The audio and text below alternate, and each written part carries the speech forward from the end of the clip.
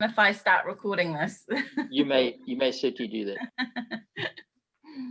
Okay, so welcome everyone to, now I have changed the name from Ageless Podcast to Media, and there's a lot of reasons behind that. I recently did a pitch to Brian Rose, and I want to bring in together Frega, which is our Freedom Global Abundance platform, and the podcasting and that. So media seemed to be the right name.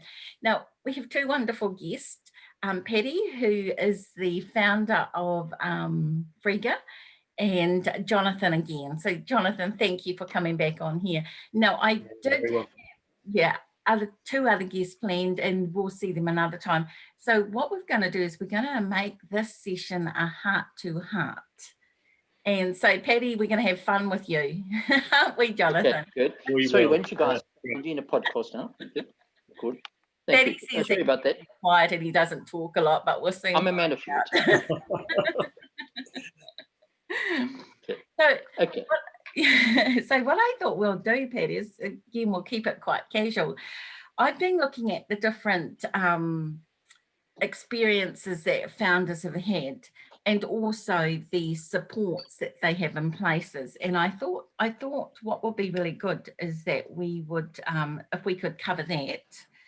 And two of the founders that I was looking at, and then I want to look at the integration, because what we're noticing is that a lot of the bigger social platforms are really integrating a lot of their applications, and also what that means for Frega, being a alternative trading platform, and our point of difference. So yeah, so one of the questions that I'd like to ask you, and Jonathan, just feel free to pop in with this as well, because with Jonathan, so I'm not going to give you Patty's background, he'll give it. And with Jonathan as well. Jonathan will also explain more about him, but Jonathan has really, we call Jonathan Patty's balance. We are at that, and that's actually part of the whole thing that makes Frega work. We have this sort of support from everybody, and that's very good. Yeah, and Patty's right with that, because when we look at some of the many founders, like even Jeff Bezos, who's the Amazon CEO, he talks about having supports, and one of the things he talks about is if it wasn't for the support of his family, and that he would never have achieved what he achieved. The other founder that I've been looking at, and I wanted to look at them, was the founders for the WhatsApp. And they are, now I have to read their names. And so there were two of them. I'm just gonna, sorry, gentlemen, I'm just gonna bring up a, no. And so what we've found is, having looked at many founders, support is a really crucial thing for them, and a lot of them have said that if it wasn't for people who are like-minded, family, partners, and that it would have been a lot harder for them to achieve what they had achieved. Okay, so what I want to start with, Patty, is one of the things that these gentlemen in particular have talked about is that the reasons for why they set up their platforms. Can I ask you your reason for why you decided to look at Frega and go ahead with that? Yeah, no, certainly. If I could just sort of touch another point before that, which in a way sort of leads on to why Frega is what Frega is and where I'm come from, is that you made a point about the support of family. I I come from a middle to low class family. Okay, my mom and dad were civil servants all their lives. Okay, we are a fairly large family. I got two brothers and a brother and two sisters. We come from a middle to low class upbringing. I'm the youngest in the family. Okay, I've got an older brother and obviously two older sisters. And my father and mom had been civil servants all their lives. So, and when I was born, I was born with a couple of problems with me. I was born with a club foot. A lot of people don't realize I was born, obviously don't when you pick it up. I was born with a club foot, and up until the age of 12, I actually had special calipers on my shoes. I found that when I started school, and I was born in Zambia, I spent most of my schooling in Zambia, and I found that I couldn't read. I was very illiterate, but I had a very good memory. I tended to try to compensate a lot of what I did, So, but my mom and dad were very supportive of me. So when I had this sort of club foot, I would tend to look at things differently. I would sort of look for the opportunity in the problem rather than the problem, the opportunity. Yes, I had this defect to my foot. So what? But then when the big thing at school was soccer or football, and between which part of the hemisphere you're living in, what you call it, but it's that little round ball that you kick, not the funny oblong shaped one. And that was a big thing in Zambia, was football. And I remember I was about 7 or 8 years of age at school, and they said, right, they wanted everybody to come after school to the football field, and they're going to pick sides and play football. And I always wanted to play football, So I sort of went there, and they looked at me and they said, but hang on, you're the thin guy with a club foot with this sort of special calipers in the foot. And they sort of, So they started picking sides, and I noticed that I was the last one to be picked in the side. They said, you go there, you go there, you go there. And I was sort of put to one side. And then they said, but we're going to put you in goals because you can't run with your foot. And I tried to explain to them, but no, I don't want to be the goalie. I mean, I don't see what the problem is. So what if I got a club foot? I tried to explain to them, I've got a club on my foot. They didn't quite understood the benefit of that. Anyway, so we had our first game, and I remember we lost it because I was never in the goals. Every time the ball came to us, I just kept running out with it, and of course there was nobody in the goals. But then they started to realize that when I ran with this ball in front of me with the club foot, anybody that came near me, I hit them with the club foot. Okay, so then I sort of said, well, hang on, you think that having a club foot stops me from running? No, it stops anybody coming close to me because I had a foot with a big club on it that hurt people. Okay, and we ended up winning games because they used to put me from then onwards. They put me into the center forward because I was the only guy running around that nobody wanted to run near, because if they came near me, I hurt them with our club and with the foot, and we won games. So the moral of the story is look for the problem and the opportunity, not the opportunity and the problem. And that's been my approach through life.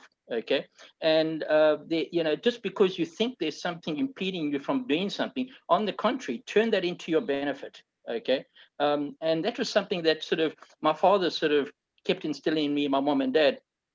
And so anyway, I subsequently, when I was 12, I managed to get the foot repaired, and the calipers came off, and they did a repair job on my foot.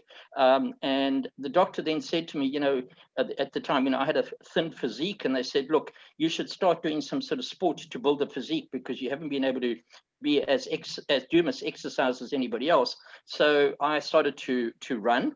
I started to swim, and I ended up going on to do running, and I ended up running the marathon. I was 2 hours 21 minutes, and I became 12th in the South African Marathon Championships, and I got provincial colours for running. I then got provincial colours for swimming, and just because I had an impediment didn't mean that I was not less than anybody else, and I just turned that sort of so-called that you can't win. How can you win? You've got problems with you. I said, no. I've got a determination to win. And why not? I've got 2 legs. I've got 2 arms. I can do that if I put my mind to it. And I committed my mind to it, and I did it. And I ended up becoming a very successful marathon runner, even though I had a club foot when I was born with it. And I became a very good swimmer. The same thing is when I started school. I failed standard 6. They then realized only when I got to standard 7 or 8, I don't know what your grades are in your countries, but they then realized the only reason I managed to get past every year is because I had a photographic memory, not because I could read. I actually had a photographic memory. I could see things, and I saw things in a different way. Okay, I just saw things differently. I don't see things in the same way. And I ended up my mom believed in me, my parents believed in me, and they started to teach me at the age of 13 and 14 to eventually read properly. And I started to read. And my first book when I was 15 years of age was Secret Seven. And I read the book. And I ended up sort of realizing there was this new thing called reading, the ability to read subjects and to take knowledge in. And I proceeded to, ended up going on to do 2 degrees. And I ended up doing a BCom and a law degree, even though I couldn't read when I was 15. Okay, so what I'm sort of saying is that you it doesn't matter what your impediment is, you can go for it. And my parents, every step in the way, believed in me. They never ever sort of saw me as being somebody that was less than anybody else. Because if you start seeing somebody and you start chastising somebody for not doing something right, it's you're not winning by doing that. You're actually making them not believe in themselves. So if you can believe you can do anything, you can do anything. So so that's really sort of what drives me. And the same as when I met my wife, Mandy. I've been married for 26 years now. When I met her for the very first time, I fell in love with her from day one. And I knew I was going to marry her. I just had to sort out the boyfriend that she had, which I eventually did. And we've been married for 26 years. That's another story in itself. But when you commit yourself, you can achieve anything you want to achieve.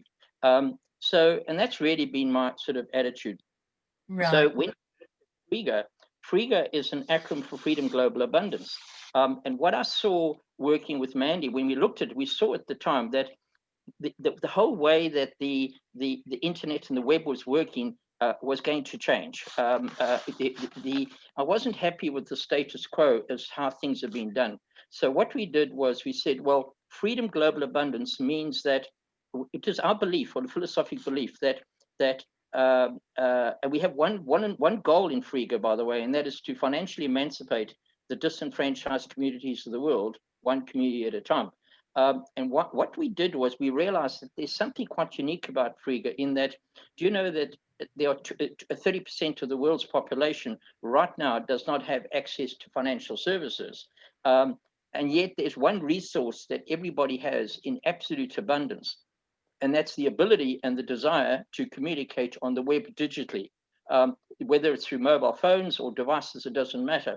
And yet, but what happens is when those people do communicate, engage on the web individually, what they do is a person is generating user-generated data. That user-generated data has got commercial value. And I know we know it's got commercial value, because why would Facebook, Twitter, and all these companies, why do they allow us to communicate freely on their platforms? Is because they turn us into their product. And what they've gone and done is they say, here is a platform, please communicate freely on our platform. In the course of communicating, please give up certain rights that you have to regard to the data that you are generating, allow us to monetize that data, and let us keep the money. And what we say is fantastic, let's do that. And that's what's been happening. So what Frega has done is we said, well, what if we could create an environment whereby if we give the same thing, we give people the ability to communicate, engage, and interact on the web. But in the course of communicating, engaging, interacting, we've created an algorithm that is able to calculate the commercial value of that communication, the user-generated data, no different to what the algorithm is currently being used by Facebook and the like. They know that there's commercial value in that data, and they've been able to monetize that data and actually retain the income. What we've gone and done is we've established that there's commercial value. We've monetized the commercial value. But what we say is, rather than us keep the money, why don't we actually pass the money back to the very people that caused the data to be created in the first place, or to have commercial value, and that's the user. So that's what Frega has done. We've actually found a way of taking what we all do as a naturally, as a matter of course, and actually monetize that and turn it into value. What we've then done is in the course of you doing that, you will find that by the way, that value is actual fiat money. It's pounds, shillings, and pence. In fact, all the currencies of the world. And we've actually managed to determine what that is, and to actually pass the credit to the value of that money to somebody's Frega account as and when they start using Frega. So what you find happens is the reason why up to now a lot of people have not ever had access to financial services, that's the unbanked, is that they've never really had a reliable form of income, they've never been, when they do have a reliable form of income, the cost of having access to financial services is very expensive. So it's never been practical for them to be able to enter this sort of financial world. What we've actually found is a person does have a reliable form of income, and that income is the commercial value of fiat money that comes from the fact that they are communicating on the web. And we've been able to harness that and capture it and commercialize it and actually pass it through to the very users. So Frega members, when you start using the Frega ecosystem, are able to, in the course of you engaging, interacting, we can take a commercial, that value of your communication and credit it to a Frega account. And we can able to determine not only is it credited then, it's credited for the future as well. So it's, and we find that the relationship between members in Frega is not a linear relationship. It's a relationship with everybody in the Frega ecosystem. And as Frega grows, the commercial value of the money that goes to their Frega account is actually recurring, predictable, and increasing, to the point that a person would be doing what comes naturally, which is engaging, interacting on the web, like people do in Facebook, like you do with Twitter, like you do with Instagram and everywhere else. The only difference is that in the course of your engagement, you get to a point where the commercial value of what you do comes naturally, is predictable, recurring, and increasing. It's like Facebook sending you a check every day because you use Facebook every day. Right. It's like I'm sending you a check for using Instagram every day. Yeah. And that's what we've been able to do. So if you were to sum it up, because what happened, Jeff Bezos sums it up that to be able to take a risk, you need the support. So what you've talked about is as a child, your parents were very instrumental in your support, and then your beautiful wife, Mandy, and that. Now Jeff also calls being able to take those risks, he calls it a lottery. If you were to sum up, so, and this is what drives them to be successful, being able to take the risk, because having the support, and he calls it a lottery. If you were to sum up what drives you, what would that be in a sentence? Okay, in a sentence. Funny enough, my own personal financial well-being doesn't drive me.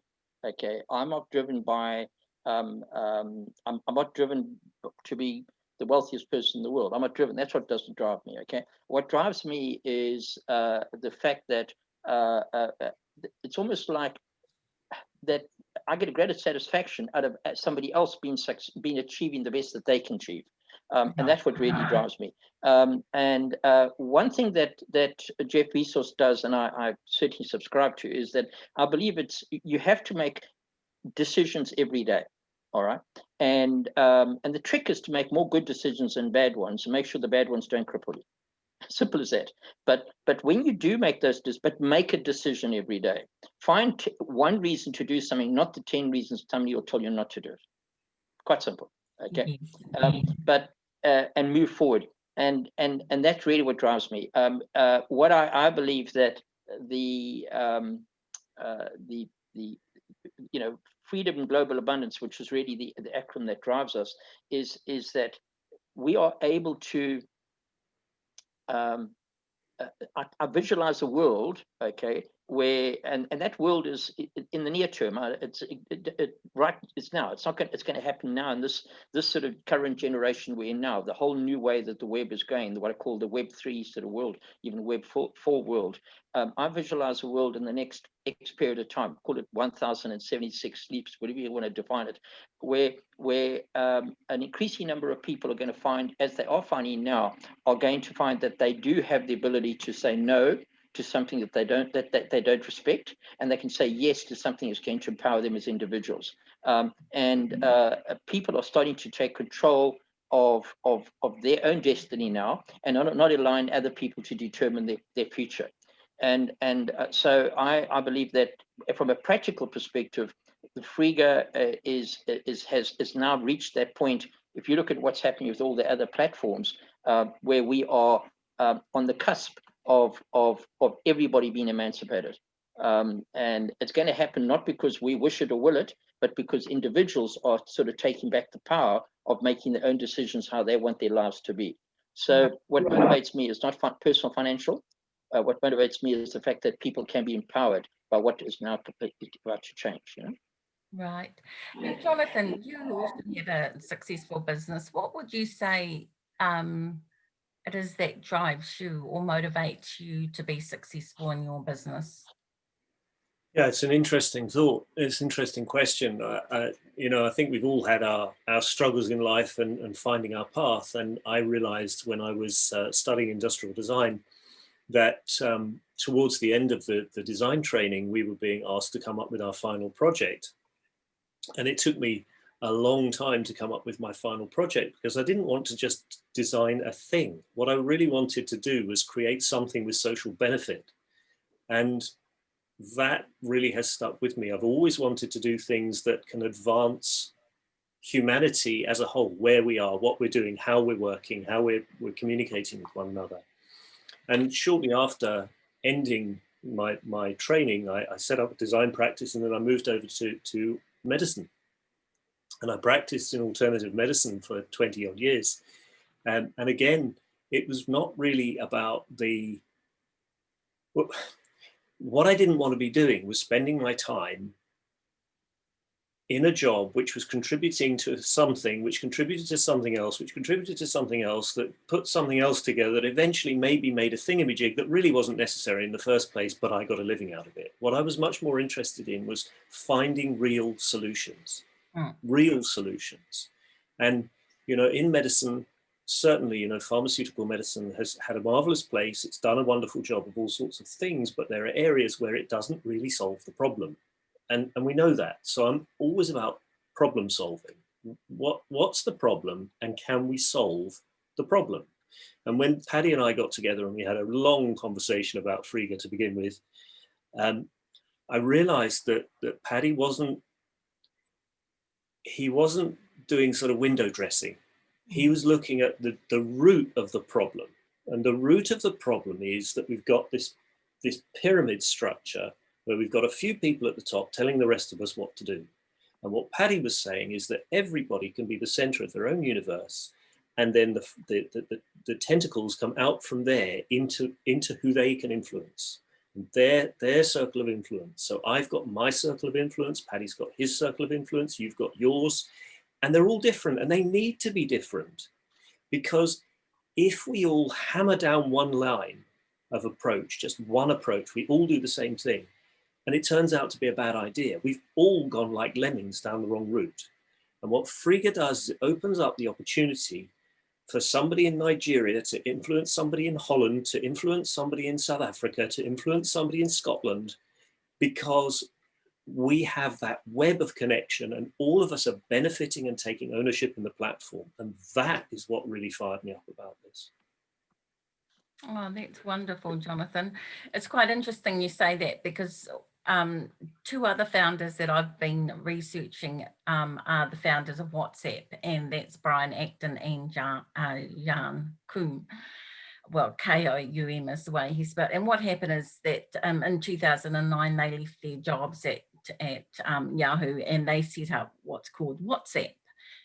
Now, I've been watching WhatsApp and what it's been going through, and the main person, Jan, he talks about he did not believe that he was an entrepreneur. So at one stage, when someone kept calling an entrepreneur, he said, "If you say that again, I'll punch your lights out."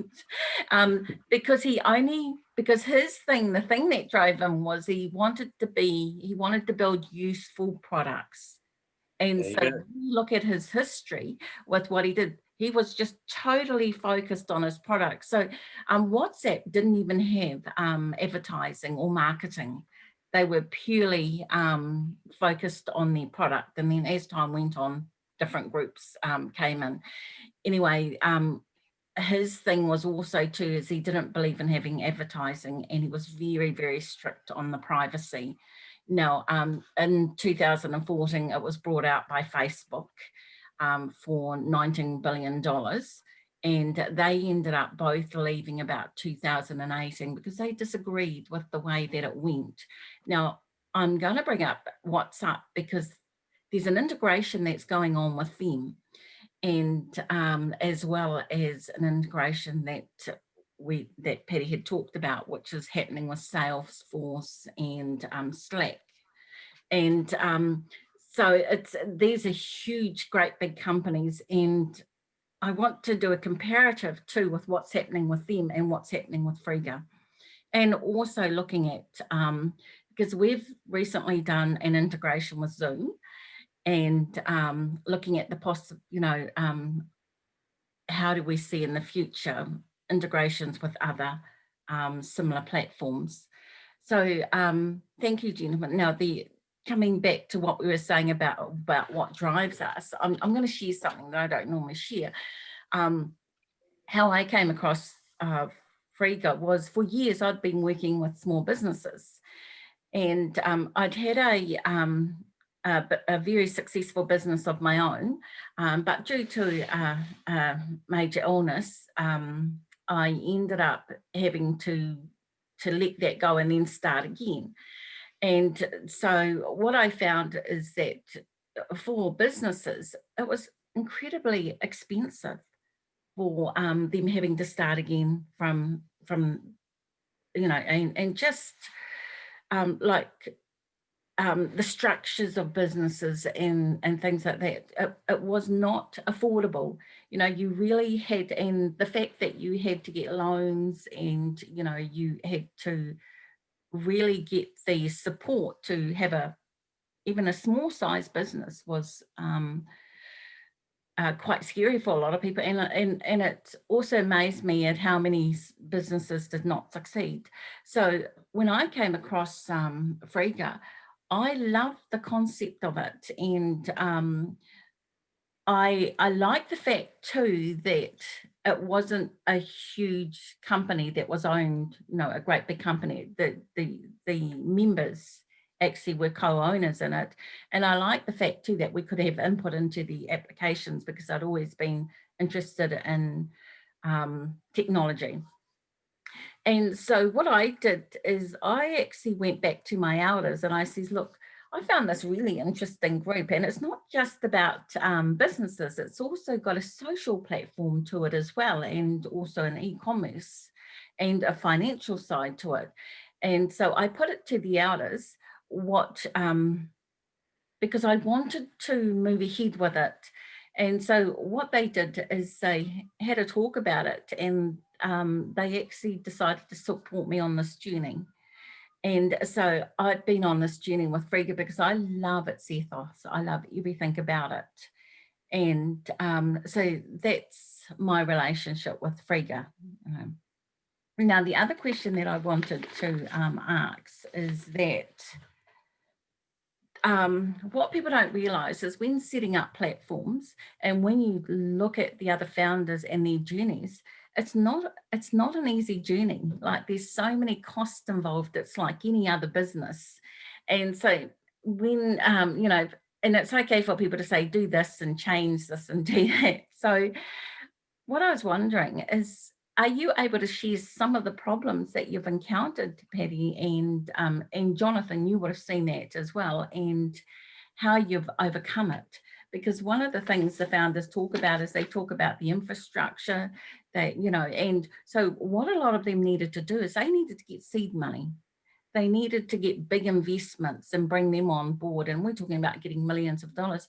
Frega hasn't done that. So how has it, it's still performing incredibly well. So how has it managed to last this long? And we know,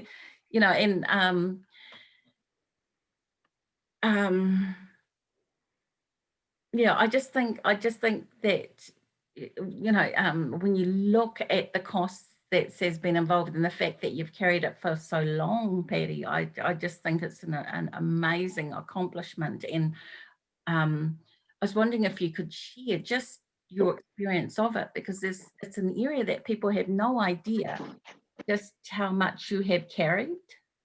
Sure, certainly. Thanks, Anne-Marie. First of all, in today's digital world, if you look at the way the existing incumbent platforms have actually built their platforms, has been done by means of continuous huge capital calls, running up major regular consistent losses to build scale. You've got to get X number 100 million users before you become sort of get to a point where you're profitable. If you take Amazon, for example, Amazon has, even to this day, it's only now making profits, but for the first 10 to 15 years, they made loss after loss after loss, but they had huge capital calls. They listed on the stock exchange in 2000 or 1999, actually raised huge amounts of money just before the stock market boomed again, sort of collapsed, the bubble, the dot-com bubble burst. In fact, if you look at 1999, December 1999, Jeff Bezos was written about as the man of the year in 1999, and because he just raised huge amounts of money. And within a couple of months thereafter, you had the dot-com sort of bust. And in actual fact, Amazon nearly went out of business. Okay, but because he's got sheer tenacity and sort of drive at it, he managed to keep everybody on board, and he started raising a lot of money.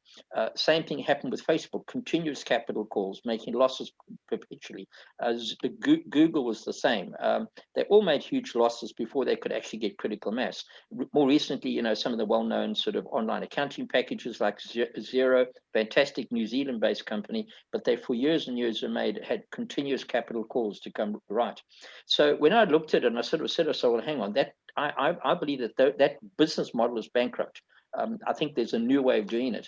And I sort of said to myself, well, if we could build a platform where we harness the energy of the crowd, why don't we sort of build a platform where we strip all the costs of doing business out of the operation, strip the marketing costs out. Why spend money on marketing?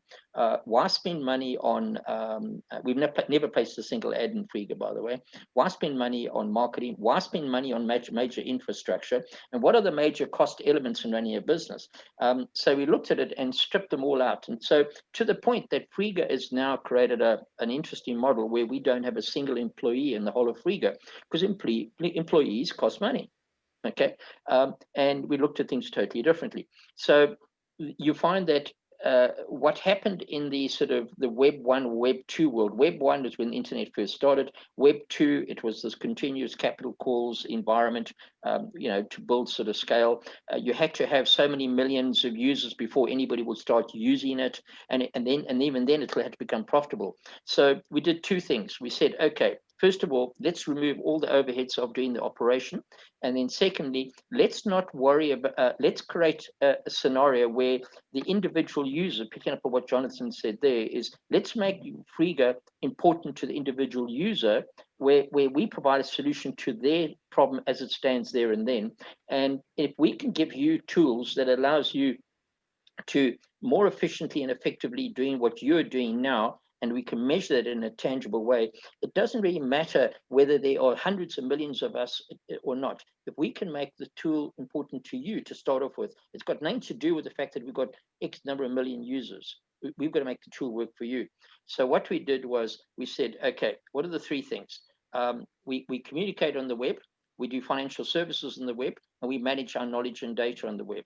So what we've gone and done with Frega now, without any major capital calls, is to go and create a series of tools whereby if you want to start your own business, we will give you the ability to operationally, digitally be up and running at about a 90 to 95% cost saving on what it currently costs you to get into business. We make it more seamless and frictionless to get into business straight away. And we also will be able to show you in a tangible way how you can operate more efficiently. And thirdly, we're able to increase your revenues. So we've actually found a way of doing that. But by making you the center of your universe, and by you being effective and efficient to what you're doing, what you find happens is that you then tend to use Frega to communicate, engage with. And that means that everybody that you engage and communicate with is now become part of the Frega ecosystem. So we find that the acquisition of new members to Frega is not something that you would do capital calls on in order to try and get salesmen to go and knock on doors. We rather focus on providing the tool for the individual user, and their 40 to 50 to 100 people become part of the ecosystem because of that. So we've actually found that by stripping these overheads out, we would be able to set up if I was to look at the total cost of what's been invested in Frega to date, in terms of all the applications to where we are now, it's a fraction of what Facebook and all these companies have used in the past. Okay. However, what we've created is now an environment whereby, as you start using the Frega ecosystem, people that you engage and interact with are going to be immediately part of the ecosystem themselves. So we became successful by not following the same business model of having to employ people, rather harness the energy of the crowd, not having to have the heavy infrastructure to pay overheads before you become break even, and not we could be profitable, and somebody can use Frega not because there are millions of people already using Frega. You could be using Frega just for your own individual reasons. So we've just gone and it's changed the whole way that the current models work. And again, it's that looking at the opportunity and the problem rather than the problem and the opportunity. And that's really how our approach has been. So, you know, the capital, it's got nothing to do with capital. It's got everything to do with harnessing the energy of the individual users. And that's what we've been able to do. So in regards to what you've seen, Jonathan, what's your experience? Have you ever encountered a similar concept? No, not a similar concept, and this is where Frega is so clever. I think to date, what I've experienced is groups of emotionally engaged people and business, and they've been kind of separated. And there's that beautiful term, oh well, it's business, which is an excuse to be immoral. Where did that come from? That doesn't make any sense to me. You can't say that. Oh, well, it's just business. No, it's not. You've just ripped me off. And we've lived in a culture where you've got business and emotional involvement. And what Frega is about, it's about bringing that emotional investment into business. Now, you can go to Facebook, for example. You can pour your heart out for years. You can build a massive following, and somebody with a flick of a switch can just flick you off and you lose everything because they have no relationship with you. There's no mutual commitment. There's the people at the top and the people feeding the machine, which is the public. With Frega, you flip that on its head and you say, I want to be able to do stuff and I want to own it. I want to share in it. I want to share in its development and I want to be part of it. Okay, well, how much do you want that? Are you willing to engage to make that happen? And those of us form a core that are all engaged in the same outcome. We all go to bed at night wondering in the morning how we can make it better, how we can build on it, what we're going to say on the platform, what we're committed to. And that is cumulative. So you have an emotional investment. It's totally different. And with that, what Paddy's brilliance has been to put that into a structure where an algorithm actually spins out these amazingly complex numbers to make sure that everybody's remunerated for their involvement. And that's the thing. It's like taking a social conscience and putting it into a numerical structure that rewards everybody for putting their back into it. And if you don't do anything and you don't get engaged and you just watch it, you're not going to get very much out of it. But if you contribute, we all benefit and you're rewarded proportionally. And it's fair. It's about being fair and creating real solutions on the way. So would you say then it's we've humanized business, Jonathan? Yes. Yeah, I think humanizing business is, yeah, absolutely. It's about... Good definition of it, yeah.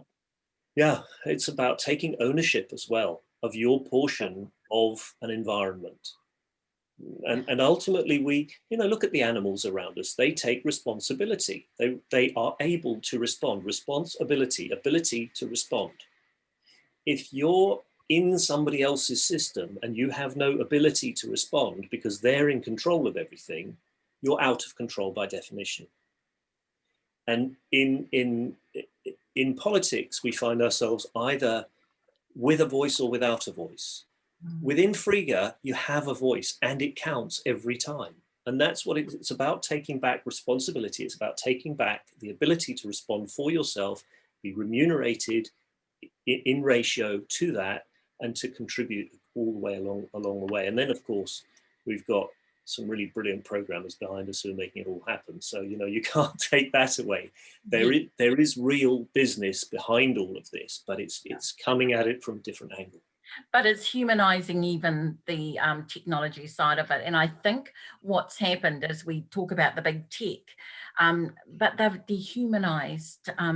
They are recently been seen as dehumanizing people's rights. And it shows you how technology can be used for the better of the people or the better of business. And what we're starting to see is where with Frega, it's used for the betterment of the people. So what we notice is groups like Facebook, for example, when WhatsApp was set up, the co-founders were really amazing. They wanted to keep it for the people, and that's why they refused to have advertising and refused for the data to be to be taken and monetized. We're now finding that that's changing, and what's happening is we've got Facebook who are now taking Instagram, Messenger, and WhatsApp, and they which I believe is because Messenger, Instagram, and WhatsApp, that's more a social thing, but they're now integrating them to become more integrated with their business things. The other group too that we talked about was Salesforce and Slack. Now, here, what I think is happening here, and it'd be really good for both you gentlemen, is because they are missing the human aspect of it. That's why this integration of applications is going on.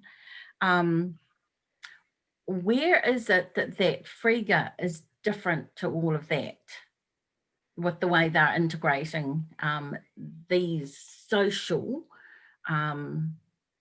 human, very personal applications that people have connected to with their business? And and there's such a drive now for what's going on, and so from your points of view, what do you think's going on? Okay, I think what's actually happened, with the sort of recent things that happened around the world and COVID-19 and other things that's going to, what it's gone and done, it's forced everybody to start looking at totally different way of doing business.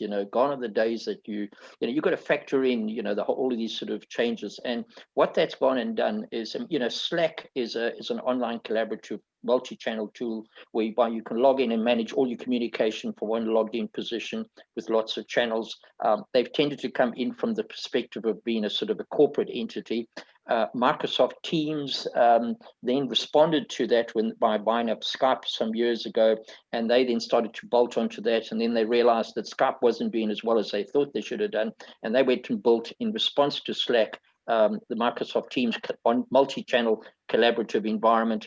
And then, of course, when the pandemic came on the scene, Zoom at that stage had already been around for some, 8 years already, but nobody really realized that it was there. Okay, and of course that sort of came to the fore. And what that has gone and done is everybody suddenly realized that the way we're going to do that, the way we communicate, engage, and interact in the future is going to have to be from more and more in a sort of collaborative world. All right, but what they are trying to do, and you'll notice that Salesforce.com, which is obviously rose up the ranks as a pure play set of app tools used for business by big enterprise over the years, and they've been going for some 10 to 15 years, and it's a $250 billion operation in terms of market cap. They recognize the fact that in this last couple of months, the last year, the whole market's moving towards this need to collaborate from one logged in sort of position.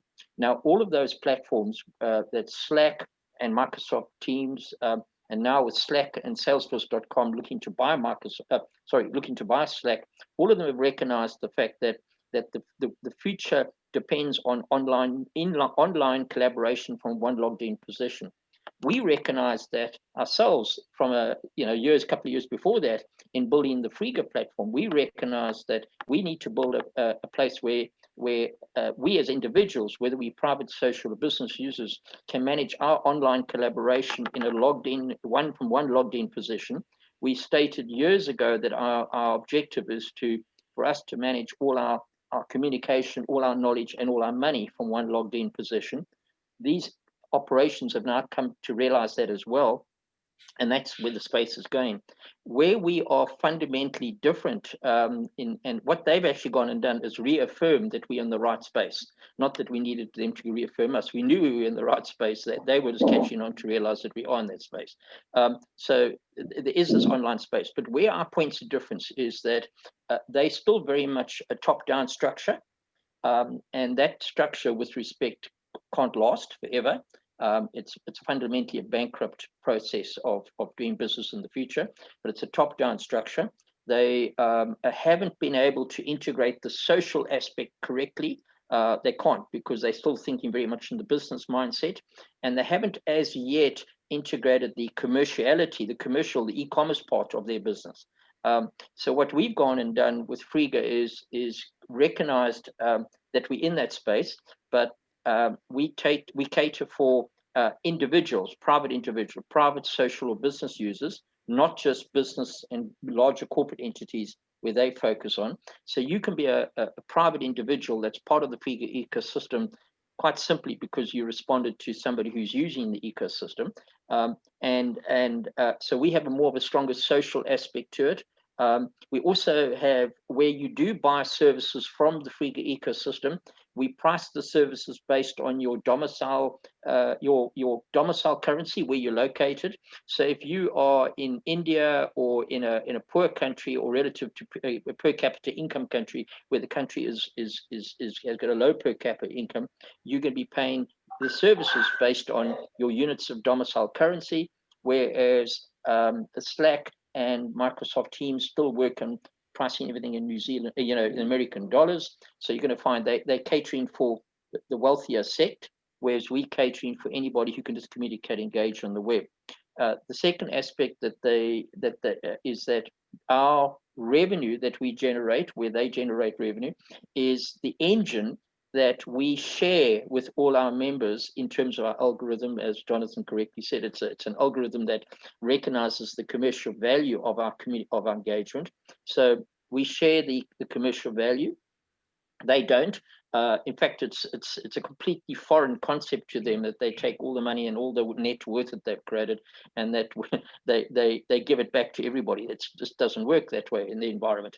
I mean, each one of them has got shareholders. I mean, I mentioned Salesforce.com has got a market cap of $250 billion, and they're looking to buy Slack for $17 billion. If you look at Microsoft and the like, we're talking $1 trillion operations. We are saying that, yes, there is this enterprise value, which is a function of turnover, less expenses is profit, and that's the value of the enterprise, as held by the 1% of the world's wealthy people. And it comes about because of the 99% of people that has caused the engagement to take place, to make the 1% valuable. We sort of say, well, why don't we take that revenue, which is what we are distributing and sharing, make the revenue, the costs of doing the operation affordable based on your per capita income in your domicile currency. And when we distribute that revenue, at the same time, we distribute the enterprise value, that market value, to individuals. So the point of difference is that as we progress, everybody recognizes you need to communicate from a logged in position. Technically, on those three areas, we're doing the same thing. What people are going to increasingly find using Frega, it's a matter of choice. Do I continue to use Slack Salesforce.com Microsoft Teams as the point of entry and where I'm going to communicate, engage, or do I continue to use this enterprise called Frega, where I'm in part of the ecosystem, and incidentally, everybody in Slack and Microsoft Teams and everybody will be using Frega as a matter of course, whereas everybody in Frega won't be using Slack and everybody else as a matter of course, because It's just the way we engage. So what you're going to find is going to happen is people are increasingly, it's a matter of time, it's inevitable.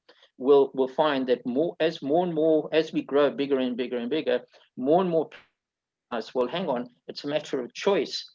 If I log in and I want to communicate through a multi-channel environment, I want to access my data, or I want to buy and sell products and services, and I want to be more social, do I do it in an environment where I have to pay in American dollars to some enterprise that is not really got my interests at heart, as Jonathan correctly said, that could sort of demonetize me at a moment's notice because they feel I don't meet a corporate objective of theirs?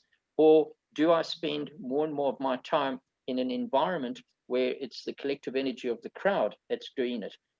And you'll find that a point will be reached, it's inevitable where we're going, it's a point to be reached that individuals that are engaging on the web will be left with a matter of choice.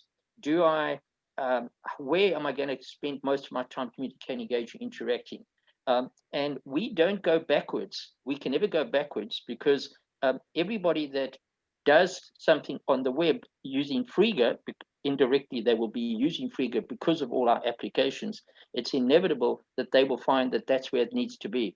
So after a while, they'll start realizing, but hang on, I've logged into this Microsoft Team enterprise where I'm paying a monthly charge. It doesn't really integrate socially with any authentic core principles that that's been dictated to by an entity. Or do I stop using those tools and do I continue to use these tools that are in a social environment? So you're going to find that the point of difference between first of all, recognize we're doing the same thing. Manage your communication, knowledge, and money all from one logged in position. That we do the same. It's a question of choice. You will start saying, well, do I continue to use a platform that is going to cost me 90% more than it should? It's not social.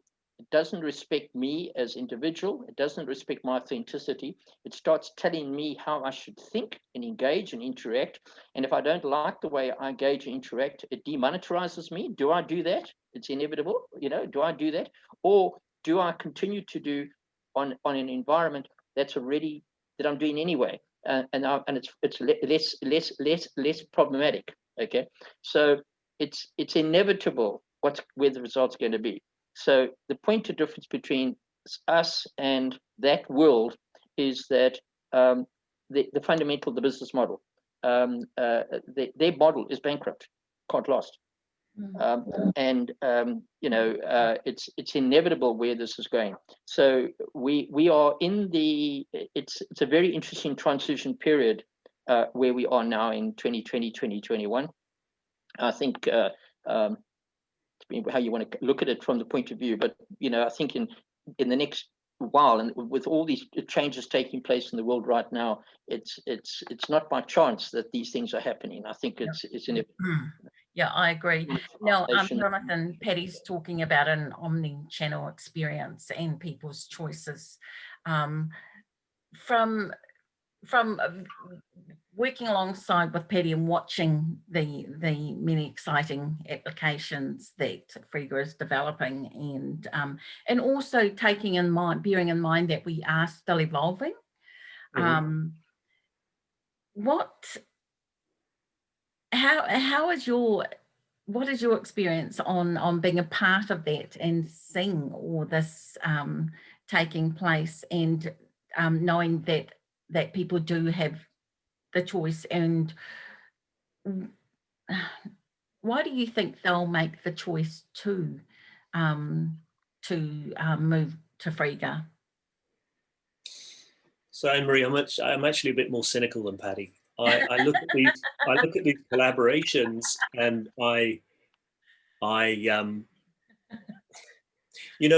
when a pop singer gets together with another pop singer, you get somebody with one generation like Tom Jones would get together with somebody like Stormzy of another generation, and they'll do a song together because they want to poach each other's customers. That's what it's really about. Okay, if we're blunt about it. Now, I think that the big organizations, the big corporations are collaborating not for the benefit of their users, but for the benefit of themselves. They can get a much larger share of the market. They're after a market share. They're looking around, who can I afford? Who can I buy out to get more customers, to be able to pay back my shareholders that I'm up to here in debt to? That's their objective, okay? And then they sell it to the public as collaborative software. Aren't we clever? We're giving you all these benefits. That, I'm afraid, is, I would swear, but I'm not going to, I'm going to be good. It's not true. That's not what they're coming from, okay? Yeah. Fundamental different perspective. Frega says, Anne-Marie, what do you need? What do you need? You need to be able to chat with somebody. Okay, we can do that. Now you need to be able to have a Zoom video call like the one we're having right now on Frega Rooms. Okay, so what do? We collaborate with Zoom and we bring Zoom into the platform. That's a genuine collaboration. We haven't bought them out. We haven't brought all of their members over to us. We have just said, listen, we would like to collaborate because Anne-Marie needs another tool. Okay, then we say, now, what else needs to happen? When Anne-Marie makes a purchase or makes a sale, she needs to make a digital record of that. And we've got all this invoicing and VAT and all that nonsense that has to be dealt with. And it's a pain in Anne-Marie's bum. So can we automate it? If we can, who do we need to collaborate with? It's a juxtaposition. We are not coming from the same mindset. We're saying, what do you need? When do you need it? How much do you need to spend on it? How much do we need to spend on it? And if we can make a bit of money, would you like some of that back, please, madam? It's just reverse. So, you know, I understand, yes, we're all in the collaborative space, but we're in the collaborative space for two very different reasons. That's why I'm interested in Frega. Yeah, exactly. Oh, that is actually beautifully put, and it also opens up the other area about where I was asking earlier about, would we look at other collaborations or integration? Of course, all the way. It's just going to grow and grow and grow because you and I are not into music, but the next person will be. And if we don't have what they need, they're going to say, can we have it, please? We're going to say, yes. Do you know somebody who can write it? Would they like to share the ownership with everybody else on the platform so that as this starts to become successful, we will distribute the revenue amongst all of us. So we've got the best flipping music tools in the industry. And then we go to the next one. Yeah, and that's where our third party, like I'm really excited about the third party applications as well. And because you see a lot of like Apple and that, they've got their own stores and that. What's going to be our point of difference with the third-party applications that we will be bringing into Frega? Okay. What we do is very much as Jonathan said, we work from the principle of we have an existing core elements, a core collection of tools that we use. We then, from our audience, we would say, okay, here's an opportunity based on our existing audience to add on a new tool that enhances that whole communication experience. Now, we either do that by writing the tool ourselves as a collective, and we co-own that by going to our members and saying, look, it's going to cost us X thousand pounds in order to write that tool based on the programmers that we subcontract out to write it. Can you please, if it's going to cost us that, let's co-own that because we don't want shareholders to own it. Let's co-own it. So we go to all our members and they contribute £10 each or whatever the amount is. And we co-finance the development of, and then we add the tool into the box.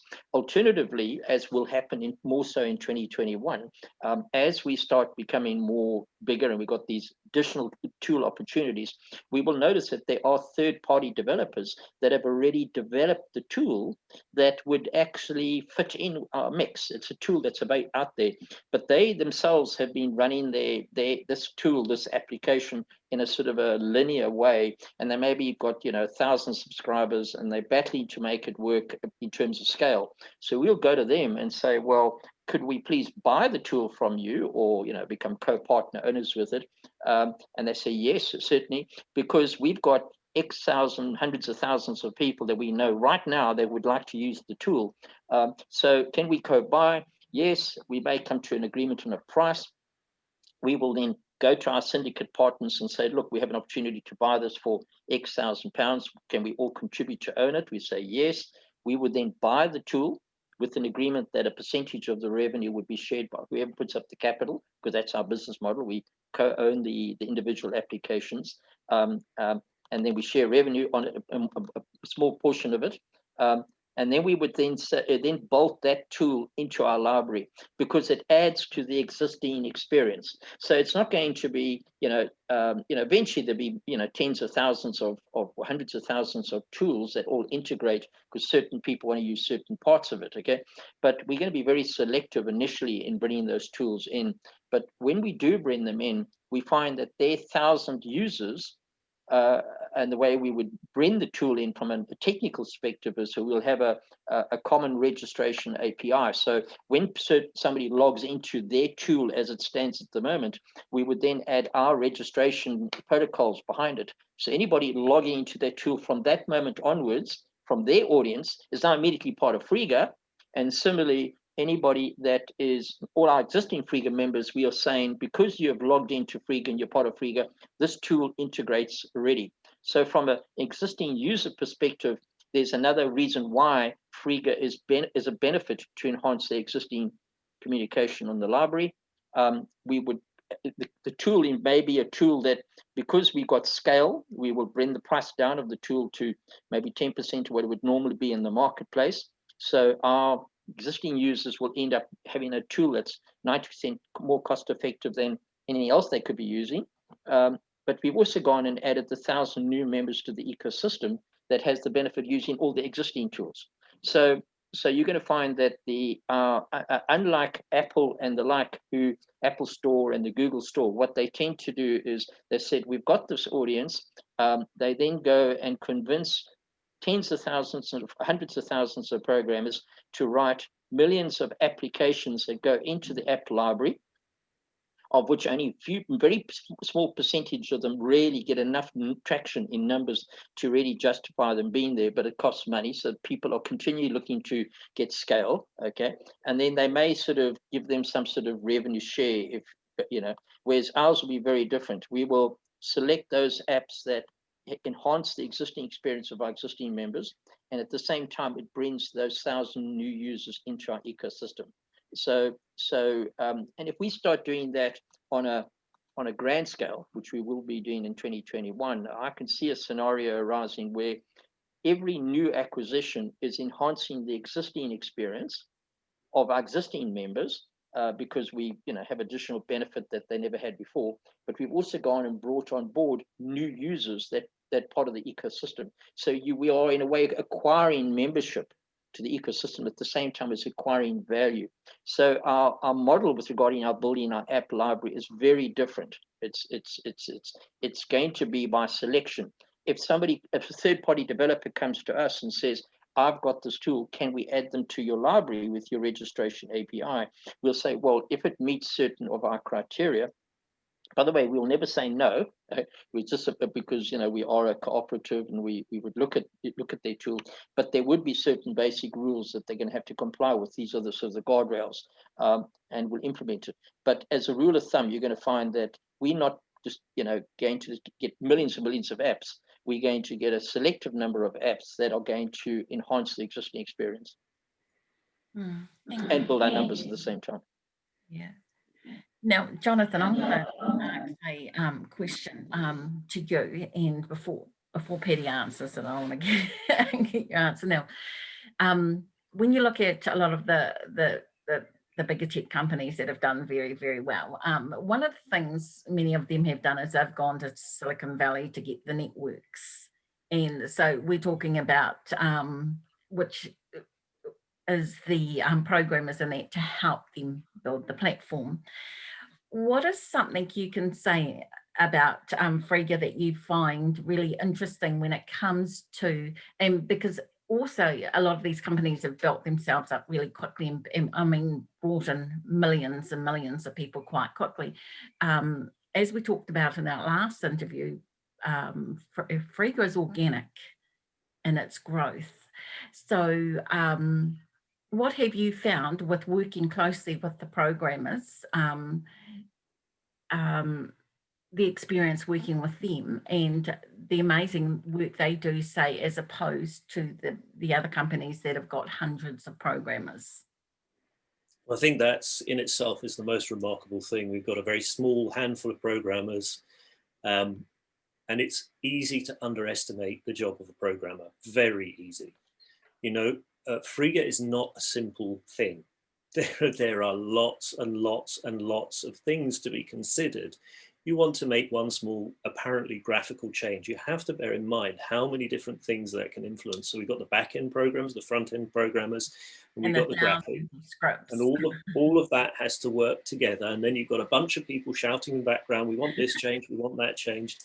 And Paddy's got a sort of, you know, he's built of steel. He just says, no, this is the path. Let's keep going on the path. And that's very, you know, very, very challenging for him, is that he has to say, yes, I understand that's a priority, and that's a priority, and that's a priority, but this is the biggest one now, and we're going to do this now. And it's been a real education as to just how determined Paddy has had to be to stay the course, and how, you know, Anita and Grant and Hilton and, you know, and Chris, the whole team has just kind of edged forwards on a very limited capacity to build something which really does rival these big guys. So it's humbling to watch, really. And I'm really looking forward to the numbers evolving over the next few weeks and months. You know, I can see what's about to happen. And we're going to be able to take a load off some of the programmers that we've got at the moment and give them bigger spreads so we can move forwards. But the foundation, the team has been together for years. They know everything inside out. And the challenge now is to bolt on people and bolt on processes without disrupting that vital core that we have. So yeah, it's a real family, and it's got to grow as a family. Thank you, Jonathan. Yeah, that's good. Yeah, Frega, Jonathan made the point earlier. You know, I'm an extreme optimist. Okay, Jonathan's an optimist too, but he's a more realistic optimist. Okay, but I'm an extreme optimist because, and I don't think okay, let's put it this way. I was I've had a few chats with a few people at different stages, and I sort of use the analogy of saying, you know, and they sort of said, you sound very arrogant about what you're going to achieve. And I said, well, maybe I'm confident and you're ignorant to what's possible. Because I believe that, you know, there are certain aspects that have been put in place now. You know, in particular, our Frega accredited consultancy program, which has been built on, it's been in the planning and working for over a year now. In fact, longer than that. It's been 18 months to 2 years of planning, of working out how we are able to take a particular somebody who is in the platform that's come there, where you can actually start managing that relationship and harness the energy of that individual.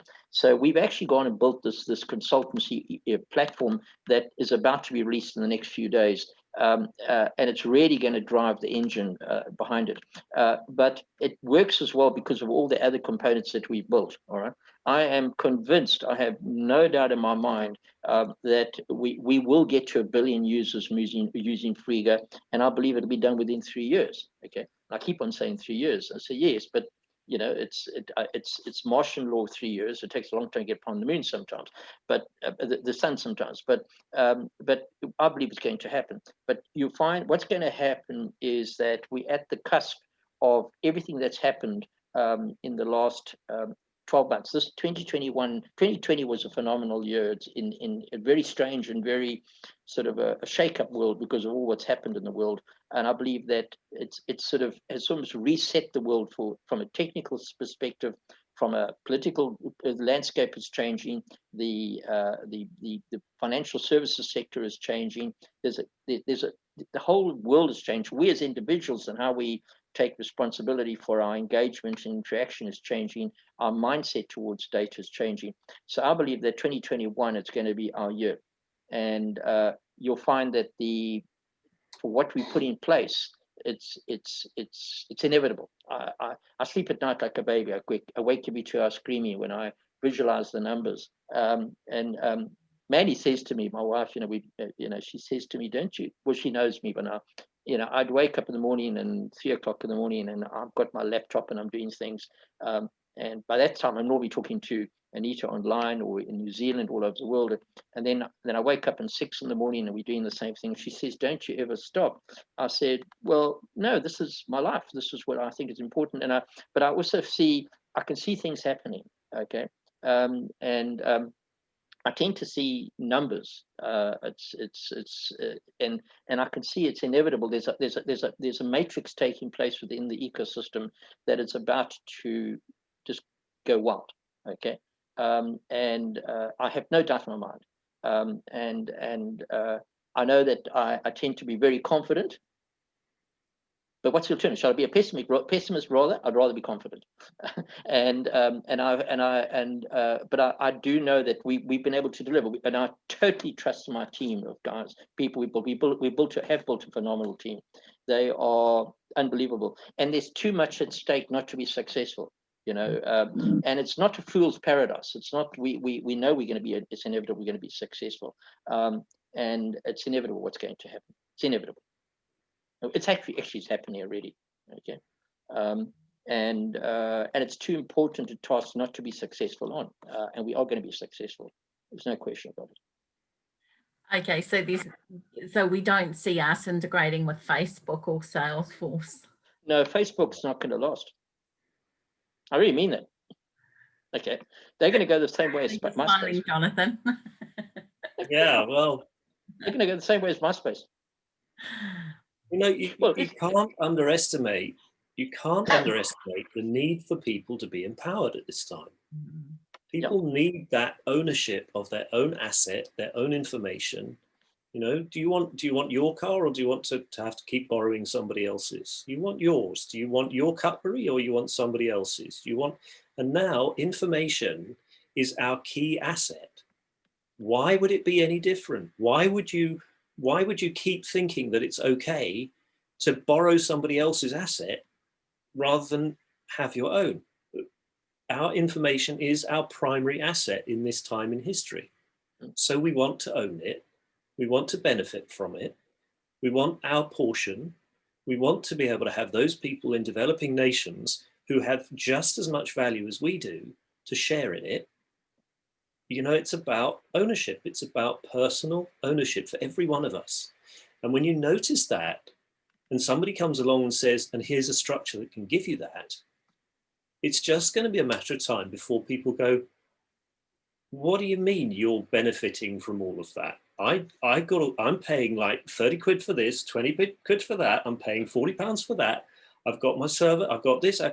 I'm paying for all of this, and you're making money out of it. Why? How? What? And my stuff's just been switched off because I said something that they didn't like. Yeah. Mm-hmm. And you've been saying that for months. You're talking about the stuff I'm talking about, and I'm being censored, and you're not. What's going on? And you're getting paid for it. And you're getting paid for paid in the privilege. It's about honesty, fairness, and transparency. Being correct. Yeah. It's just transparency, just being correct. Yeah. And you hit the nail on the head too, because one thing that is happening with all the integration, I've been looking at all the marketing, and it's really focusing on people's emotional needs and getting them in emotionally. And there's so many platforms, alternative platforms now also that's been set up, and it's saying we pay you. But what I say to people is really look deeper into what exactly it is that they're paying, and also how they're paying you. And it's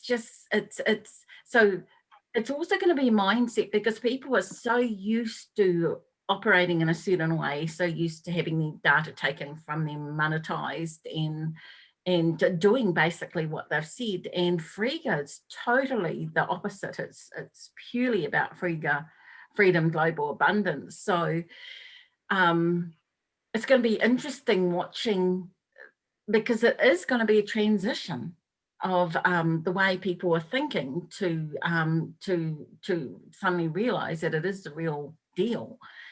Correct. And What I often find on that, Emery, I find a lot of people ask the question like, well, what's my out? Like they've asked me, what's your agenda? I mean, how you score this? And I say, well, why am I starting to have an agenda? I mean, I'm a very happily married man. I've got some lovely family and kids. I struggle financially like anybody else to make a living, but I'm comfortable with my living. We live comfortably. We do well, and we do financially are going to do well out of Frega as it is. But that's what motivates me. I'm not. Although you're the founder, you would be the biggest shareholder. No, there's no shareholders. Why are you doing it? There's almost like question. Well, why not? So I think to get over that mindset, it's not about me. It's not about Jonathan. It's not about you. It's really not about us. In actual fact, I often say to Anita, a lot of things that we continually strive to do is we continue putting steps in place to making ourselves redundant. We've got to get to a point. If we will get to a point where things will happen despite any one of us, not because of one of us. And then, at that point in time, we've got something that changes. But we also have to move from the esoterics. It's got to become the practical solution. So one thing that Frega does do is we can go to any business, any person, let's say a business now, and if I was to ask any business, what are the three biggest challenges you have? And they'll tell you, it's costing me a lot of money. I'm just time ragged. Just can't seem to have control of my business, and I'm looking for more sales. So what we say to them, well, I tell you what, we can give you, through Frega, we're going to be able to reduce your costs of doing business by 90%. In fact, we're going to turn the cost centers of doing business into a profit center from a practical point of view. And how we do that, we set up, like the other day, we had a presentation with Jonathan and I to somebody from one of the big financial services companies they're one of the world's biggest Forex traders, big operation, and one of the global leaders. And we went through and did a whole presentation about how the value proposition to individuals, where you can have a website, a hub page, a communication portal, a blog type scenario, access to all the channels of communication, an online accounting system, an e-commerce platform, and all the bits and pieces that links into a bank account that allows you to do transactions at a fraction of the cost of what it costs you at the moment using PayPal and the like. And you can have that for $3 a month. What? They're like flagged. And then we showed them how you could do it. So, we do provide practical solutions. So we're not saying we're going to go and hug trees all day and we're going to solve the world. No. We're going to solve your problem as an individual. We're going to reduce your cost of doing business straight away.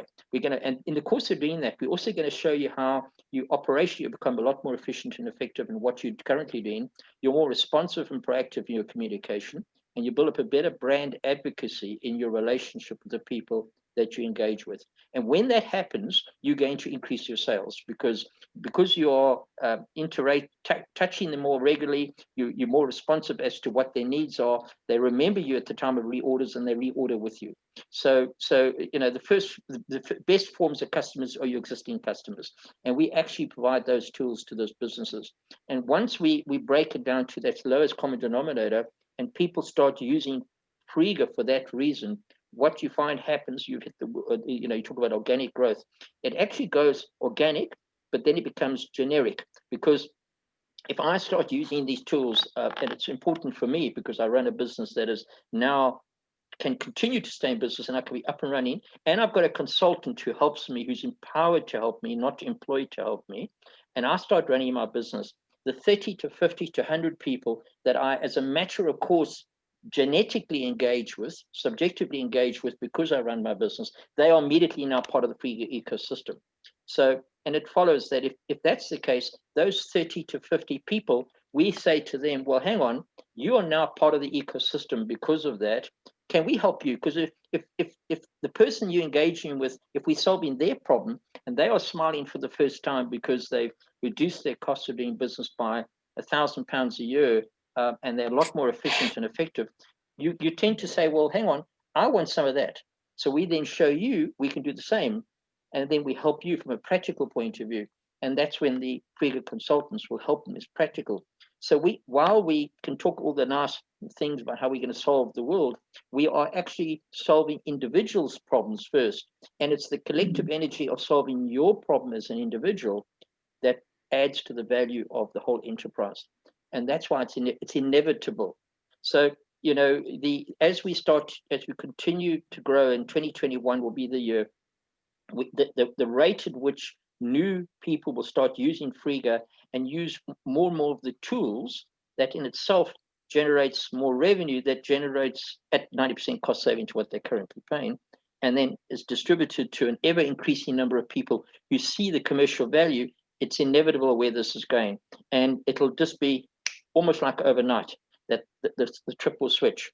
And you're also going to find in that process, because of the fact that nobody is in a vacuum in what they do. So if I'm happy and I'm communicating, engaging, and I start feeling confident in myself because my business is successful and I'm able and I can do that at a fraction of what it cost me before from a practical point of view, I see it as being successful. I'm going to my excitement, my enthusiasm for what I'm doing, my confidence where I am as a person or as a business is something that people want to be part of too. So there is a natural thing that's going to happen. And you're going to end up with a scenario where somebody in Africa or in Asia or some poor country somewhere along the world who suddenly is now finding that they have answers to how they can become more engaged and interact around the world. They don't have to sell one of their children so the second one can survive. It's quite a motivating force, let me tell you something. And when that person realizes that they have got hope, they can use these tools that more and more and more are tools within the Frega ecosystem that actually financially emancipates them, where they now have a bank account on their mobile phone, not just a Facebook account that doesn't do anything for them. They'll have a Frega account that is where they can communicate, engage exactly like they did with Facebook, but they also have a bank account because of that, and they can actually be part of this new world of economy that's come about. Suddenly changes. So that's come about because of that engagement, and that's inevitable where it's going to be. So be practical. It's a practical solution. Yeah, thank you so much for that, Patty. Now, Jonathan, the beauty about the Frega platform is that we're neutral. So we're not political, we're not, we are diverse. And the way that it's been set up allows that. Now, because we'll wrap up soon, because I really appreciate all your time, gentlemen. So what is your thoughts on that, knowing that that we are diverse and we are neutral? I just believe that it's a very important position to take. We can disagree with one another. We can have different perspectives. We can all turn out to be wrong. You know, I've got strong opinions on things that turn out to be completely incorrect. And it's vital for the development of society for us to have different opinions. It's just crucial. You know, I look at big government, I look at some of the things in health, I've seen things in health, you know, for how long we've put mercury in people's mouths for fillings. You know, it's been done all over the world. Everybody's repeated the same mistake. It's very, very dangerous, and everybody's doing it the same way. Why? Because that's the way it's done. That's the way it's taught everywhere. Nobody changes the tune. And only when you get to cosmetic dentistry does somebody actually say, you know what, if we put a bit of effort into this, we can make white fillings that don't have any mercury in. And through cosmetics, they come up with a perfectly adequate solution. But if 100 years before, there hadn't been a single line of investigation, there'd been 10 lines of investigation, generations of people with neurological damage from mercury didn't have to have that. So every day is the potential beginning of diverse opinions and diverse avenues of research and investigation. And if we stifle that, we're to blame. And we can't do that. We mustn't do that. So on the Frega platform, you have your own hub, you have your own social environment where you express yourself, your way, with your investigation, your research, your thoughts, your mistakes. And I have the same. And if you choose to follow my mistakes and my thoughts and my weirdness, you're welcome. You hook up with me, you follow me, and my nonsense comes onto your platform, or onto your what's called the vortex, which is a shared structure, shared social wall. Feed. It's a feed. So that's it, a feed.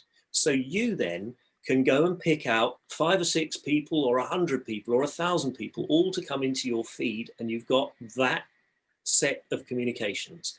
Paddy might see 20 of the things that you're seeing, but he might pick 20 others. And now his feed is his own feed and he's got control of it. But the beauty is that Paddy might spot something in his feed that you would never come across, and that might be the gold, or vice versa. It might come through your feed. So it is just for human development, we have got to stop reading the same books, learning the same lessons, referring to the same history written by the same people, because we all making the same blooming mistakes. Frega gives us the opportunity to do that, and that's what's got to happen. And that is the beauty. It allows creativity. It allows that diversity of thought and 100%. Yeah. Oh, that's been a wonderful interview, gentlemen. Now, have you got anything you'd like to sum up before we close up? Before we end the podcast? Well, just a big thank you. Yeah. Thank you to you. A big thank you to everybody on the platform. A big thank you to all those people that we're going to have on the platform, because we jointly can make a great success of this. That's right. And I think, and thank you also, Anne-Marie, what you've been doing and as a member of the platform. I think there's more things that we are in agreement on than things that within the platform that we don't agree on. And it's not that we don't agree on them, we just have different opinion on it. Okay. And we come from different backgrounds towards it, and as Jonathan correctly said, how can we grow if we aren't able to talk about the points of difference, but you'll find that there's one commonality, well, a couple of commonalities, but the principle running through the whole of Frega is that we are all after the same thing. We're all wanting a better world. We all recognize an injustice when we see it. We all recognize when we've been played, when we've been played. We all know, we inherently know that something's not right, and we know those platforms, because are historical, because of the people behind it and the corporate entity and the persona behind those platforms, you can see it. You can name any platform, go and name any of those out there now. Look at who the people behind the shareholders, where they're listed, how they're listed, where their enterprises are, their financial backing, where their main supporters come from, and you can see straight away where the leaning's going to come. So if that is the case, why don't we, and let's stop being played, So I think one thing about Frega is that, what we are after, the same thing. We don't like to be manipulated to think in a certain way. We're tired of that. It's subliminal. It's a very, and I'm not going to go into any deep state theories and that, but it's subliminal. It's happening all the time. And that's, I would hate to get to the end of my days and feel there's gaps in sort of thought patterns and opportunities that we allowed ourselves to be blocked into a particular corner because we've been conditioned to think that way, and that's not a way to live a life. And I like to believe that 100 years or the next generation from 100 years will be 50, will be web 50 by then, but the next generation of what the web is going to be is, I believe, the Frega. Frega is going to be doing what the internet was supposed to have done 20 years ago, and that's to liberate us, not to empower us, not to enslave us, but to empower us to be able to be as good as we can be. And it's going to happen because we are, it's all the commonality, what we agree on. And I try, and as much as possible, we want to try and remove persona out of Frega. We have to. It's the Frega, the concept of Frega, and the principle and the ethos of Frega is more important than the individuals. Yep. So true. Well, I again want to thank you both for your time and being on this podcast, and I want to thank London Real because it's been quite interesting. This the podcasting I would never have thought that I'd do, but it's perfect because with our integration with Zoom and Eric, we've got what's called the Frega room. So what I've been doing is enjoying using our Frega rooms to podcast and to broadcast, and it's and yeah, and I do want to thank Brian Rose for that, because it's another strategy or set that I never thought I'd actually take up, but it's actually a lot of fun. So thank you very much, Jonathan Thank you, and Anne-Marie. Kelly, and for all your time. And Pleasure. I am looking at bringing on Brian Rose. So we will bring him in next time. And there's some other founders that I'd like to bring on as well. So I haven't set anything up yet for next week, but I'll let everyone know who the next interviewers are then. So thank you so much, Jonathan and It's a Patty, pleasure. for your time. And It's a love to pleasure. Anne-Marie. Thank you, Anne-Marie. Thank you. Thank you. Thank Thanks, you. Anne-Marie. You're a star. Thank you. Appreciate it. Bye. Bye. Bye.